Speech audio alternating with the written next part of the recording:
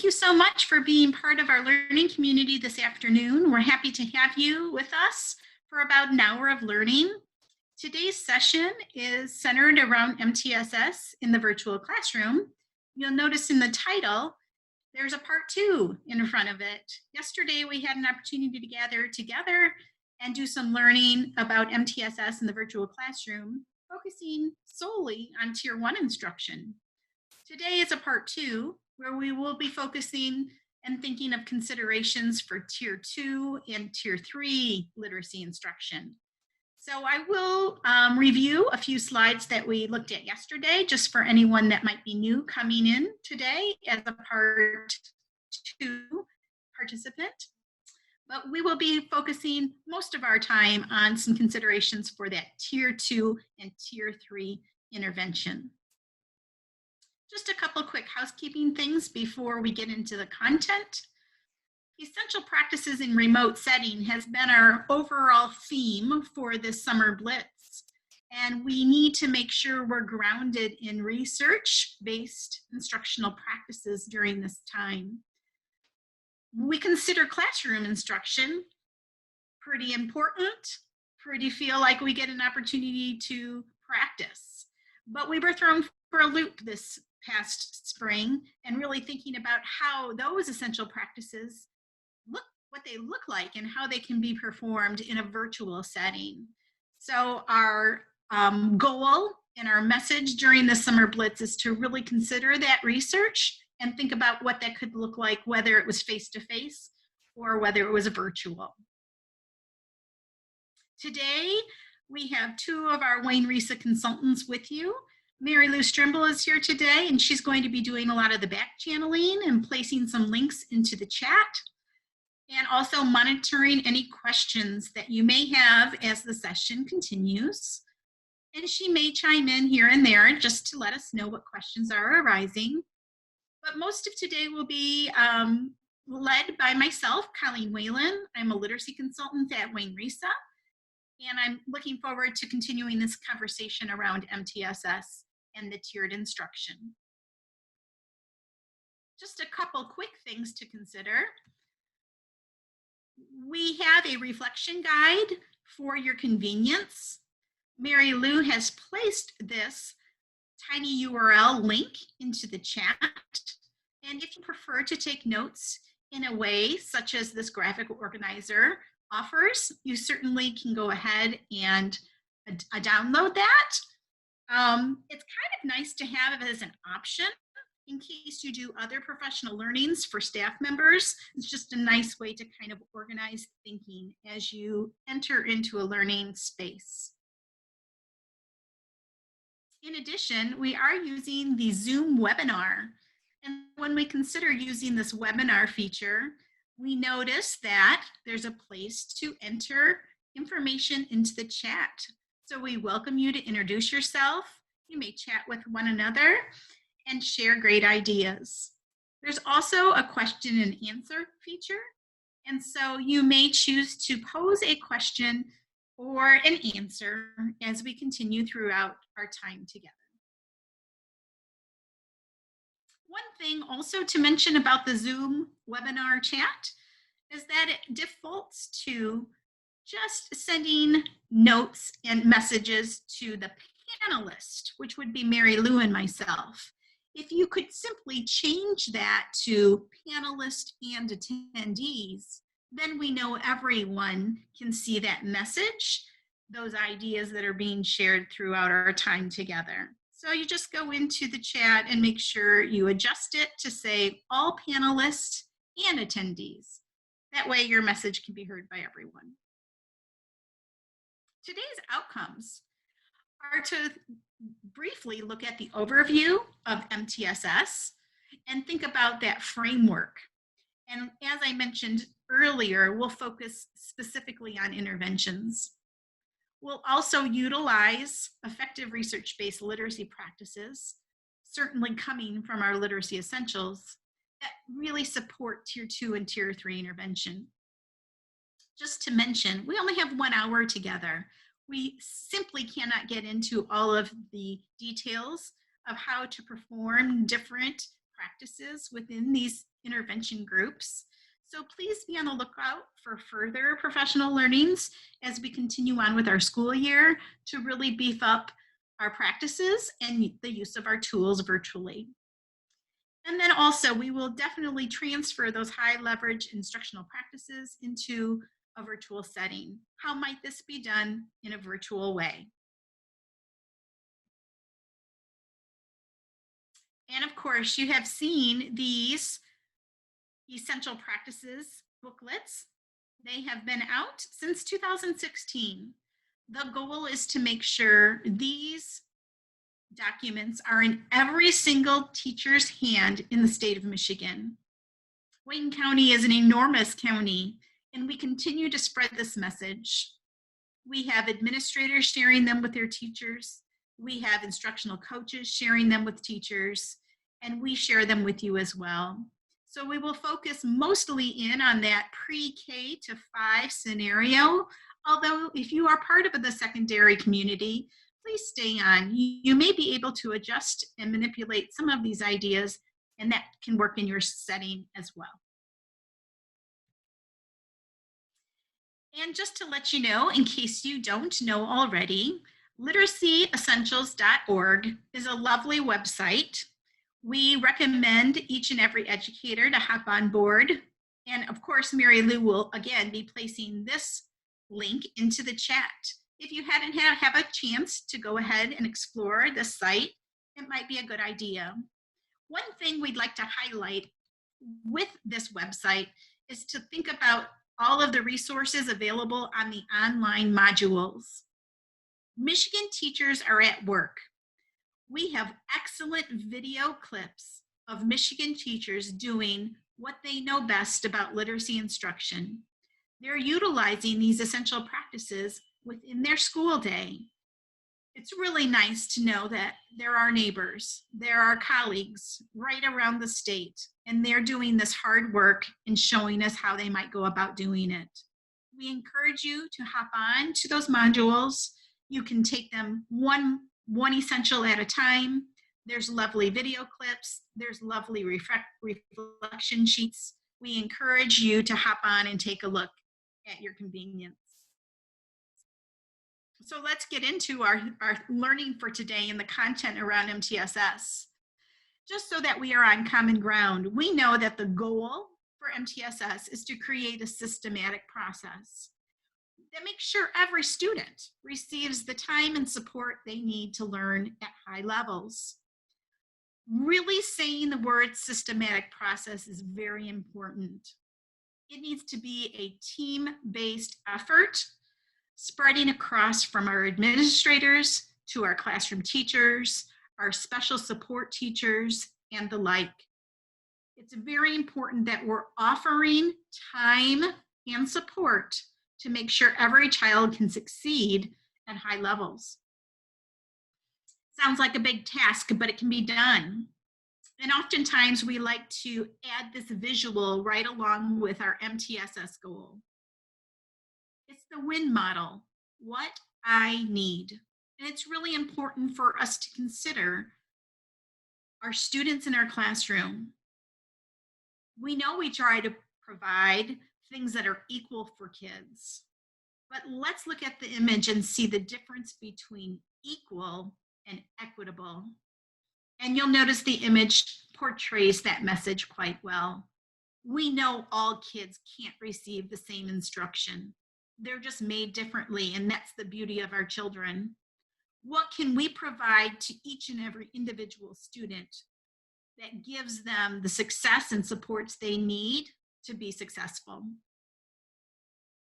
Keep that image in your mind as we do this thinking together today. Another graphic I'd like to share with you is one that really designates the importance of this tiered model. We've heard of tier 1, tier 2, and tier 3 instruction. We realize that it covers the notion of the whole child, looking at the child's academic needs, behavioral supports, and social emotional learning as well. And really what we want is so that the majority of our students are understanding and grasping what it is they need to be successful in a quality classroom. And when they're unable to succeed, when they might have some struggles or barriers, we might be able to provide some targeted interventions for them. And you'll notice that only about 5 to 15% of our kids really should be receiving additional supports.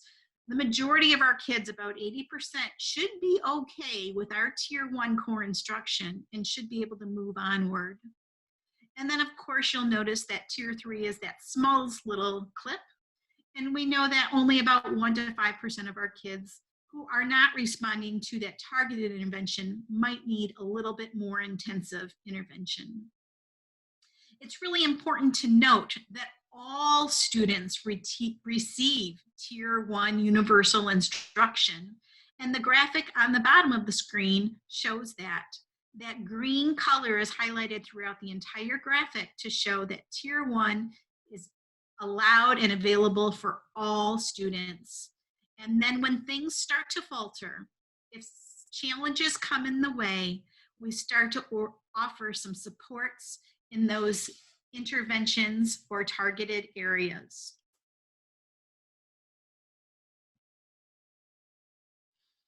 So the common goals when we think about uniting our team members this goal comes from a quote from authors Buffman, Matos, and Weber.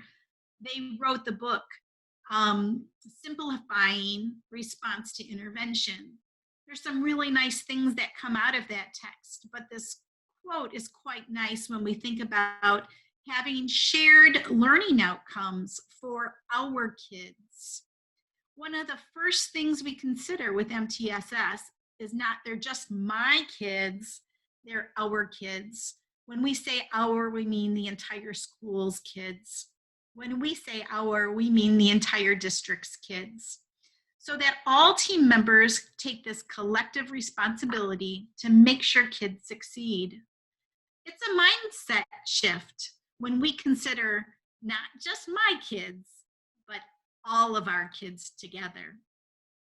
And so something to consider when we think about these tiered and layered approaches of MTSS, we think about on the green side of this graphic, we think of teacher teams. So we're always advocating for teacher teams to be working collectively together across grade levels and to really support that Tier 1 instruction as well as Tier 2 intervention. So it works out quite nice if a school has that time allocated for that Tier 2 intervention. It's not simply a guided reading group during reading workshop or independent practice time. It's actually additional time above and beyond the Tier 1 time. And we leave that huge responsibility onto our classroom teachers and those teacher teams that can work together. But if you look at the left side of the graphic, the part that's highlighted in red, you see we rely on all avenues across the entire school to really help guide with our interventions. And I think that's the beauty of the layered support. We have to look at all avenues and all resources within a school and district to do MTSS well. So let's think about what those teams can look like and those responsibilities. When we think about teacher teams, remember the green side, we clearly define what the essential outcomes are for students.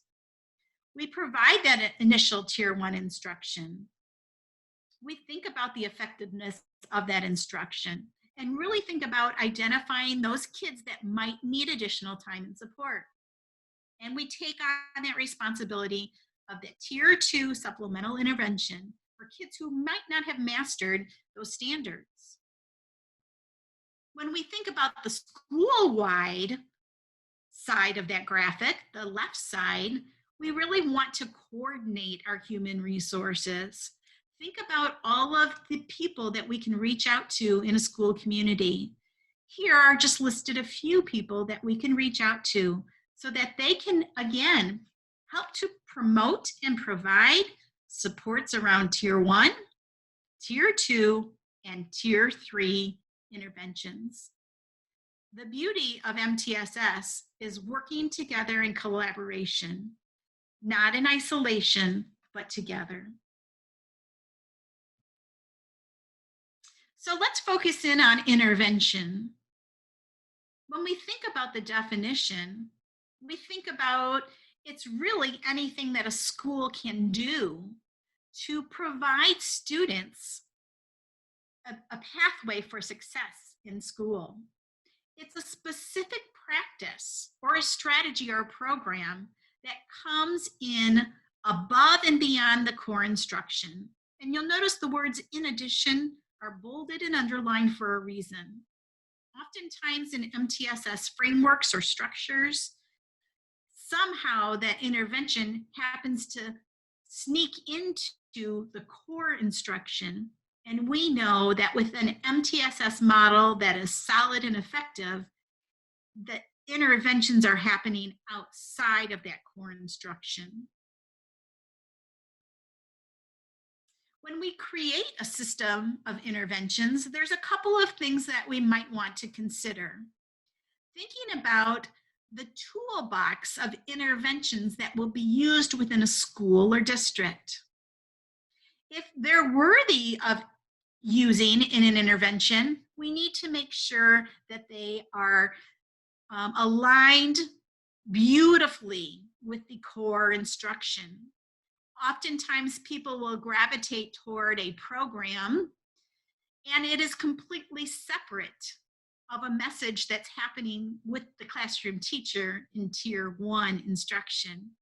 So it's effective and most beneficial that the alignment of what happens in core Tier 1 instruction gets completed and moved on within the intervention. It's just like a natural flow. A second consideration when we think about interventions is making sure that time is available during the day to provide this additional support without those students getting pulled out of core instruction. So right now we're considering the quality of the intervention and the resources being used. We're considering the time. When are we able to meet and support these children? And then lastly, of course, is the process. How are we looking back at our information and data to make decisions about having flexibility within our support system? How are we monitoring progress? How do we know kids have actually achieved and succeeded and they're ready to move on? So really important to have that systematic piece in place to help with the entire process of MTSS. So I'd like to show this quick little video. It's just about 1.5 minutes, but it really touches upon many important aspects of developing some quality Tier 2 and Tier 3 interventions.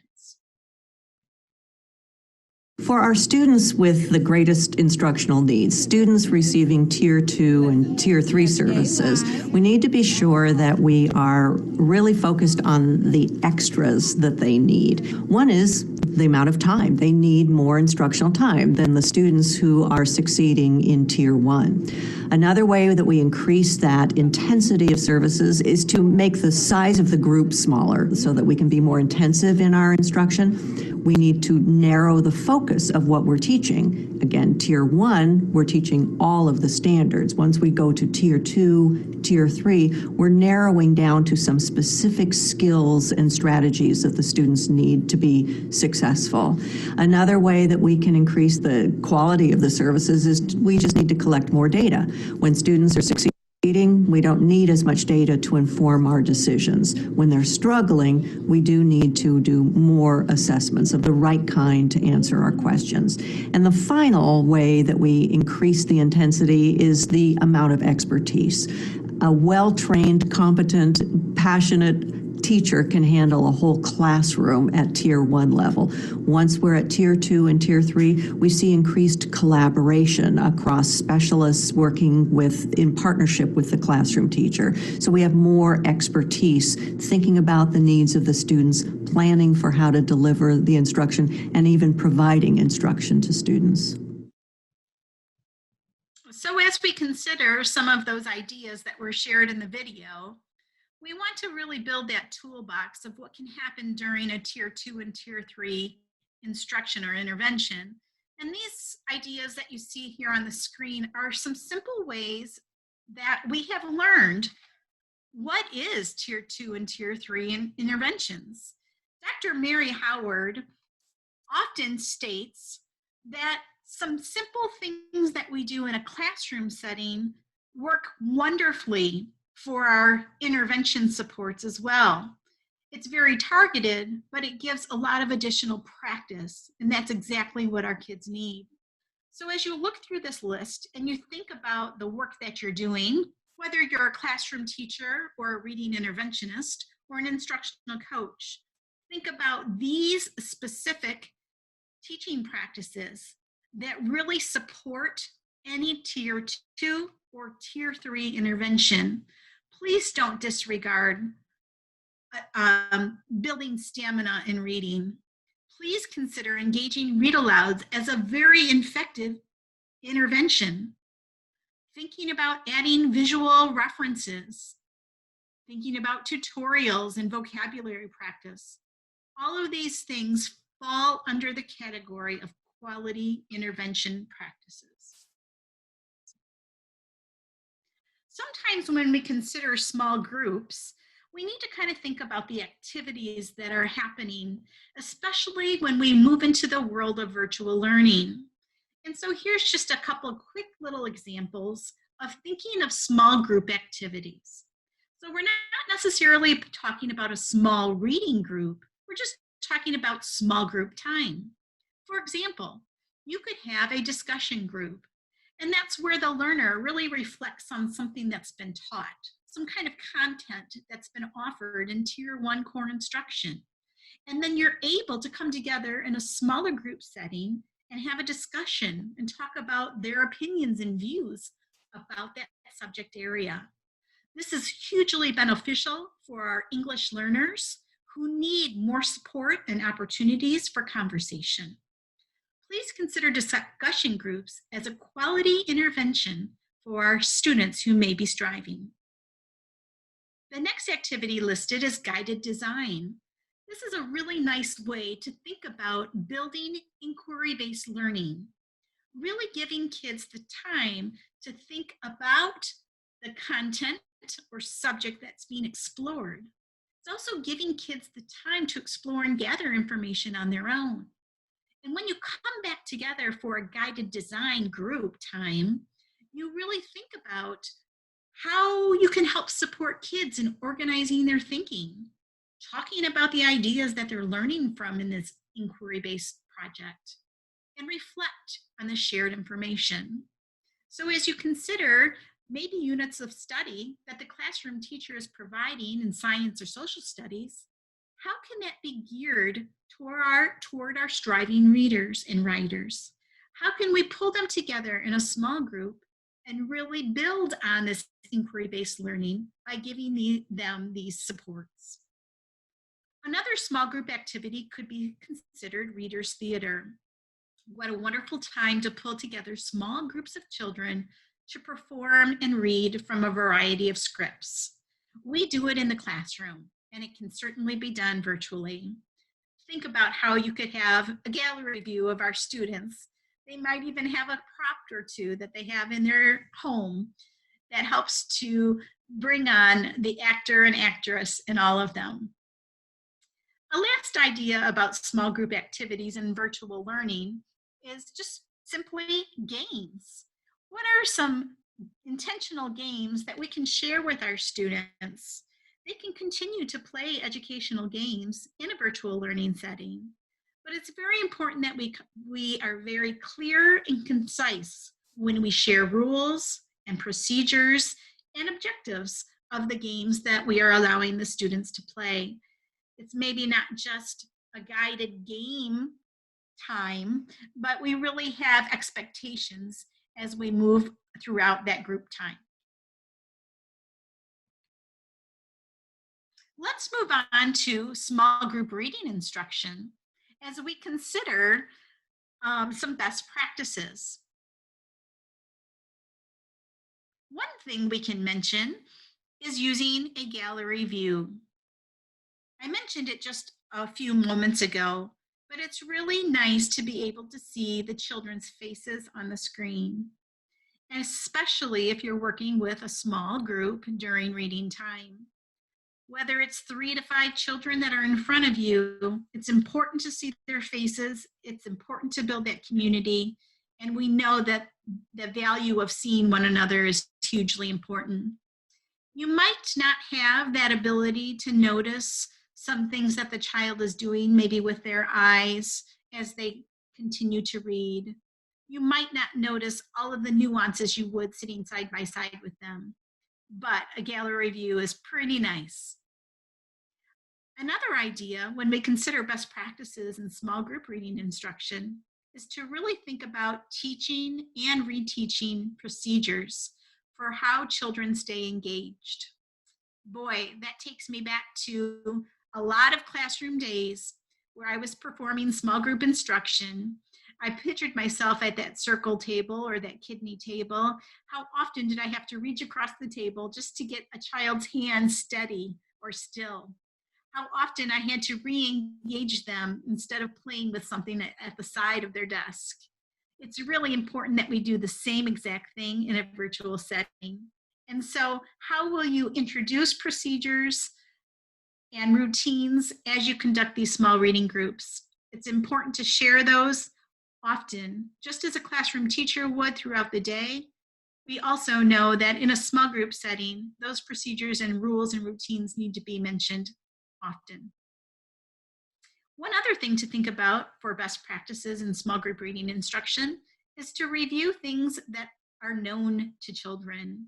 Let's go back and find something that feels really comfortable and students are building their confidence with. Currently, my mind goes to some people in the county are using resources like leveled literacy intervention. And in that respect, Fountas and Pinnell have started each day as a refresh or a reteach, where kids have an opportunity to review something that they've practiced the day before. It's a wonderful way to keep engagement high if you give children something very small and very short, but a way to enter into the small group learning for the day. As we continue to think about best practices in small groups during a virtual setting, we want to make sure our children are engaged in lots and lots of individual reading and rereading. Remember, the rereading is huge and critical. It really helps to build skills and strategies as students navigate text. So engaging in multiple opportunities for reading and practicing. Best practices also are important when we think about purposefully selecting snippets of instruction. And you'll notice the word intentional before the word instruction. When I say the word snippet, what I'm really referring to is something small, concise, that a student can hold on to, practice again, and then master. When we give our children too many ideas, too many skills to practice, they lose them. But if we're very purposeful in small snippets of intentional instruction, we will see great gains with our students reading. It's hard for us to step back. We see that there's so many skills and strategies they still have left to learn. And that's wonderful. That's the beauty of the journey of learning. So let's stop ourselves as we have conferences and small group time with children and really think about one or two small teaching moments that will really push this reader and writer forward. Let's also consider providing feedback. Students do so much better when they know what is expected of them. Let's not keep it a secret. Let's talk to them. Be open with them. Oh, I heard you say cow instead of cat. Why did you do that? Just having open conversations. Oh, I noticed you paused there. Did you see the comma in your reading? Yes, readers do that. They pause when they see a comma. So any kind of opportunity to provide feedback is hugely important. Another thing we might consider is reflecting on the data that we're discovering and thinking about each individual child's possible next steps. So again, we're thinking about tier 2 and tier 3 interventions. We do have smaller groups of children. Let's not combine all of these children and say that all of them need this one strategy or skill practice. Let's still consider each child within that group and think about what each child can work on to get stronger and more effective as a reader and a writer. So let's reflect on the data, the multiple data points you have, and really consider each child individually. So that being said, yesterday we shared this slide, and I wanted to make sure I mentioned it again. There are many, many opportunities to get our hands on abundant and diverse reading in this virtual setting. There are numerous online texts and books that are at our fingertips, and it's so hard to know where to go and what's the most friendly and what our kids can get their hands on without a lot of struggle. These 4 different resource links are a really nice way to get started. They give options of numerous book titles for children. The ones shown here are specifically for our younger students, pre-K through 5, except, of course, mel.org has so much more to offer. But the 3 remaining resources that are noted on the screen are certainly beneficial for our elementary students. And speaking of mel.org, we wanted to share with you a bonus. We're actually going to have 2 bonus Blitz sessions. Yes, we thought we were done with our professional learning for August, but we're actually moving into September. If you could join us, we would love to have you. Ann Kaskinen from the state, who works with mel.org, is going to share a wonderful presentation and a lovely overview of mel.org. I was lucky enough to be part of a session that she shared with us a couple of weeks ago. And to be honest with you, I knew about mel.org. I've actually done quite a few sessions, including mel.org, but I just needed another push to get in there and to get moving with it. And what more of a perfect time to have that push is now with our virtual setting. So please join us if you can on either one of those dates. Certainly if you're elementary, the 3rd might be more conducive to you, but also the secondary group of educators will be coming together on the 1st. And once again, if you're unable to attend during that date or time, you can certainly still register. I think Mary Lou is going to go ahead and put the registration link in our chat. But you can certainly register, and then you'll receive the recording of that session at a later time. So please consider that as we think about abundant and diverse text and having our kids have books really right there with them. As we continue on thinking about tier 2 and tier 3 interventions, we need to consider scheduling. What is this going to look like in a virtual setting? Even if you're working with a small group of children, it's important to set up short one-on-one sessions with students 2 to 3 times per week. So that seems like a lot. I'm having multiple small group instructions, but it's really important that we connect in that one-on-one space. And the reason we need to do that is because it builds trust and confidence in our students. They're starting to get to know us, you're building that relationship. And if you have trust and confidence as a student, you can only succeed. It also gives us an opportunity to listen to students read individually. You can certainly do that in a small group setting virtually, but it's nice also to have one-on-one sessions where it's just you and the child. And you can pretend like he's sitting or she's sitting right next to you.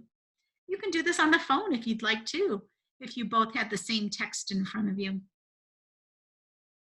In addition, let's think about conferring with students about their reading and writing. Maybe they're not actually reading the text to you during this session, but you're just having a conversation. How are things going with you as a reader? How's your writing going? And then talk about maybe some learning goals that the student has and how they're moving forward with that learning goal. Just because we're in a virtual setting doesn't mean that we can't confer with kids. And we know that these striving kids need it more than ever.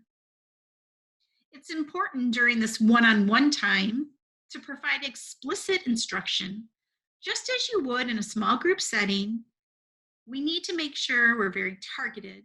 Just as the person in the video mentioned earlier, we can fine tune that intervention if we're very targeted in that learning stance. And then lastly, it is kind of nice if we have the opportunity to be one-on-one with students to administer any literacy assessments. We certainly don't have the distraction of all the kids around us. So think about how you might set up these sessions to perform some literacy assessments. Mary Lou, I'm going to stop there for a moment and just check in to see if we have any questions in the chat or anything we might need to address. No questions. We're having a little bit of a difficulty with the registration links. So I put in some direct links.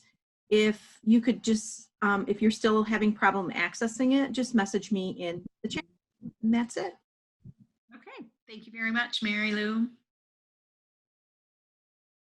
So let's talk about that tiered support and what it really means to be more intensive. So we consider the core instruction. That's what everyone receives. And then when we think about that strategic instruction, that's really that second dose, right? Additional time and support that that child might need. And then, of course, we think about tier 3. And that's a really intensive instruction that a student might need. How do we get to this? Even in a face-to-face setting, we struggle.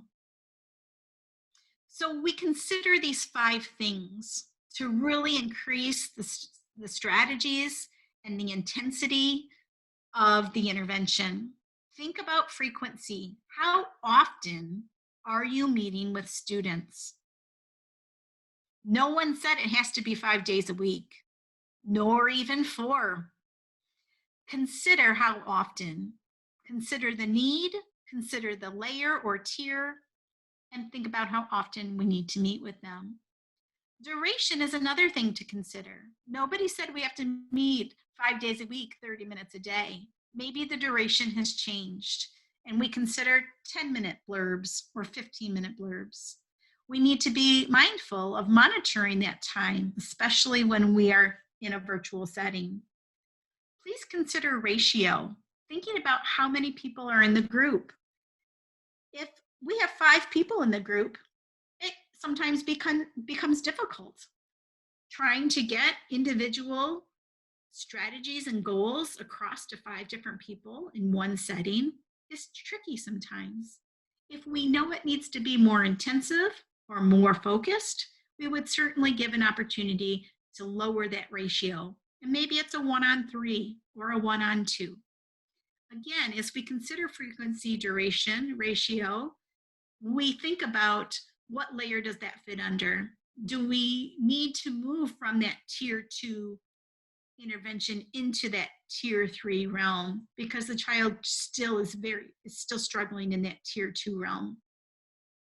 The targeting piece is really important too, as mentioned earlier, really honing in and on a focused area to really work on.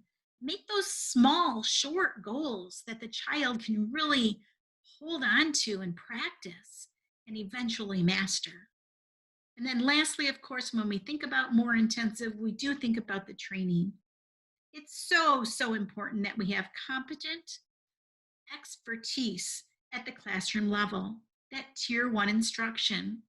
But as a student continues to struggle, if they continue to need interventions that are beyond what the classroom teacher might provide in a tier 2 guided reading group, let's say, we have the opportunity of expertise from reading specialists. And that's when we start to dive into that expertise in that literacy field with that tier 2 and tier 3 intervention. So tier 3 supports strongly depend on individual needs, right? We tailor everything it is that they need. We can focus because our groups are smaller. We have really focused time that we're working on specific goals. But what we need to do is to make sure we're reinforcing positive behaviors. Positive reinforcement is so crucial at this tier 3 support. I love this visual when I found it. It changes from the I can't do it to I can. And we really want to provide students who are struggling and feeling behind that they can have success in this new environment. I thought this was a really nice thing to share with the group. It's really thinking about how can we be supportive to our community. Maybe some populations where the students are vulnerable or the families are vulnerable. What can we provide to them so that we're offering that positive reinforcement? Here are 4 things we can say and some things we can do to really back up that saying. You're important. It's important that we're working together. And let's reach out to families regularly.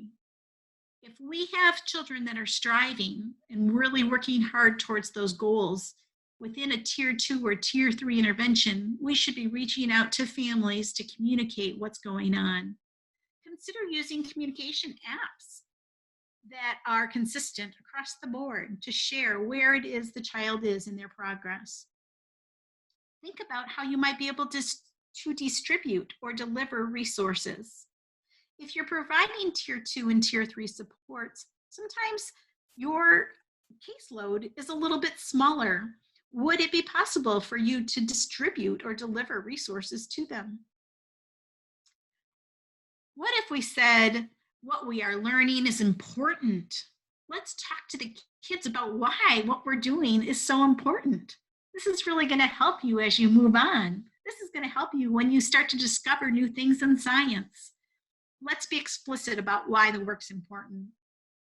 Support the children by creating goals. We talked about goals throughout our session today.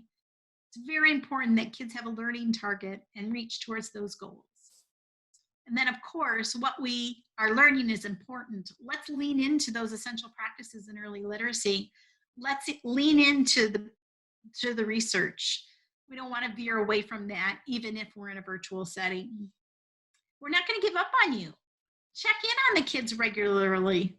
Make sure it's part of your schedule and continue to offer ideas for reading and writing. They're leaning on you to give them that information. Also, remind students to read and write every day. If we say it every day, if they hear it from us every day, if it's an expectation, kids will do it. They want to please you. Lastly, let's give them the confidence that they can do this. Show kids their progress. Record them in their reading and let them listen back to their reading. It's nice when they hear from 1 week to maybe 4 weeks later, and they can hear how their fluency has gotten better, or they've gone through a reading and a retell much swifter than they did initially. show the kids their progress and encourage them to continue on. You can also create video tutorials to highlight new tools that they might use in their reading or writing. And then also, let's help students continue to develop a growth mindset. The positivity will go a long way.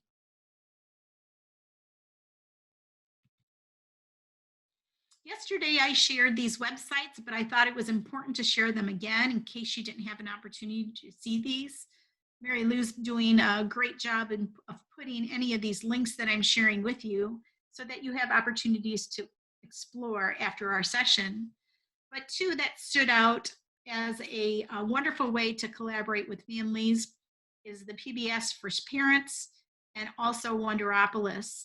If you have some time and opportunity, please hop on those. Oftentimes, as a support person for providing tier 2 and tier 3 interventions, you do have communication with those parents. You are reaching out to them often. So please provide small little snippets of information from either of these websites. Certainly not to overwhelm our parents, but to just guide them. And let's just kind of talk a little bit before we end today about feedback and communication. It's important to be consistent. Think about talking back with our students and giving them consistent messages, knowing that you're going to connect with them at a certain day of the week. Same thing with families. Be consistent in your communication. Choose a platform for sending updates and direct messages. If you're providing support services and helping classroom teachers and trying to align practices, try to use the same platform. It helps parents become less confused, and certainly children as well. Ensure that your learning is directly related to the student's goal. Make sure we stay focused on that goal. Make sure the goal is measurable and attainable, and move on after they've reached it. We talked about making individual phone calls. Another nice idea is just to have an oral recording of a conversation, and kids can play that back. Or maybe a visual message. Maybe it's through a blog or an email. Maybe if you're comfortable, you can share your cell phone number and maybe have communication with some parents. Inform parents of appropriate time for allocations for tasks. Remind them we would never want a child to sit in front of a screen too long. What's most appropriate? I always go back to that rule of however old you are is about how many minutes you can sit still for a time. So if you're 10 years old, about 10 minutes is all you're going to get. I know right now I'm about ready to get off my seat. We have to consider our learners in front of us, and our parents need to hear that message from you. And then lastly, just a nice little tip.